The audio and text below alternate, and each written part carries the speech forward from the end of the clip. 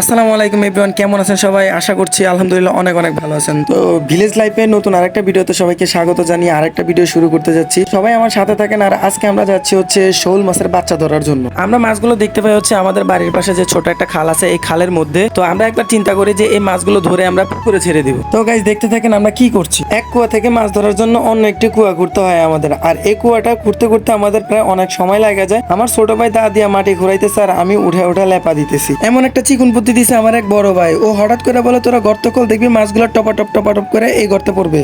A few moments later. 20 minute অপেক্ষা করার পর আমরা যাই হচ্ছে আমাদের বানানো হাতে বানানো আমাদের সে কুয়ার মধ্যে। আর গিয়ে দেখি এখানে মাছ আর মাছ, মানে মাছের অভাব নাই। শোল মাছের পোনাগুলো আসলে বৃষ্টি আর খয়ের মতো ফুটতেছিল। এরপর আমি একা পারতেছিলাম না, বিদায় আমার ছোট ভাইকে ডাকি। আমি আর আমার ছোট ভাই মিলে মাছগুলোকে আমরা সুন্দরভাবে ধরি। ধরার পরে আমরা আমাদের হাতে তৈরি পুকুরটাকে আমরা আবারও সুন্দর করে লেপে দেই, যেন পরবর্তী যে মাছগুলো আছে এগুলো আবার এই বিশাল এই পুকুরের মধ্যে এসে জমা হয়। আমার সামনে যে জালটা দেখতেছেন, এই জালটা মূলত হচ্ছে ঝাঁকি জাল। আমরা শুরুতে এই ঝাঁকি জাল দিয়ে মাছ ধরি। তো এরপরে যে বললাম, আমার বড় ভাই একটা চিকন বুদ্ধি দিছে এই গর্তের মাধ্যমে মাছ ধরার জন্য। আরেকটা কথা হচ্ছে গাইজ, আমার হাতে যে পাত্রটা দেখতে পারতেছেন, এই পাত্র কিন্তু পুরোটা ভরপুর ছিল মাছে। এখন অনেকে বলতে পারেন আমার হাতে যে পাত্রটি আছে, এই পাত্রটি দিয়ে অনেকে পার্সোনাল কাজে ব্যবহার করে, কিন্তু না গাইজ, এটা দিয়ে আসলে উজু করার জন্য রাখছিল। তো ওইটাই আমরা মাছ ধরার কাজে ব্যবহার করি। এরপর আমরা একটা ঝাঁঝরার মাধ্যমে মাছগুলো পরিষ্কার করার ব্যবস্থা করি, যেন মাছগুলোকে বাঁচাতে পারি আমরা। শুধু দেখেন একবার এখানে কতগুলো মাছ আমরা ধরি, আর একবার গেস করেন তো গাইজ এখানে কতগুলো মাছ হইতে পারে। সত্যি কথা বলতে গাইজ, খোলামেলা জায়গা থেকে মাছ ধরে এনে নিজেদের পুকুরে ছাড়ার মজাটাই আলাদা। নিজ গ্রামের এই মুহূর্তগুলো আসলে আমরা ছোটবেলা অনেক উপভোগ করতাম, কিন্তু এখন আর করা হয় না। তো বাড়িতে যাওয়ার পরে হঠাৎ আমার ছোট ভাই বললো যে ভাইয়া চলো আজকে আমরা মাছ ধরি। তো ওইখান থেকে আজকে হচ্ছে আমাদের এই মাছ ধরা। মাছগুলো বাইরে থেকে ধরে এনে পুকুরে ছাড়ার মতো মুহূর্তটা আসলে আমার কাছে অসাধারণ লাগছে। কার কাছে কেমন লাগছে আমি জানি না গাইস। তো এই ভিডিওটা যাদের কাছে ভালো লাগবে তারা অবশ্যই ভিডিওটা শেয়ার করে দিবা। আমি মাছগুলো ছাড়ার পর আসলে দেখে নিচ্ছি যে কোনো মাছ মরে যাবে কিনা বা এরকম মরার মতো আছে কিনা।